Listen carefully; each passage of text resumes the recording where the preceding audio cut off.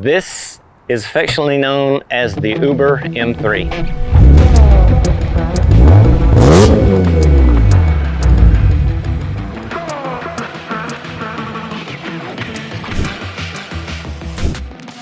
It was originally built by a guy by the name of Craig Lieberman.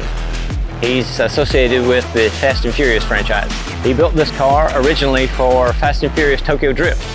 For the car community as a whole, for me, it's a sense of respect, mutual respect. I know what it takes for you to build that car that way. I know what it took for you. I know what it took for expense. I know what it took for time and energy to put that car together and make it look that way or run that way. And people know that about this car too. So it's a mutual respect amongst the car community that everybody enjoys it, but everybody also understands it, that it's a hobby, but it's a lifestyle too.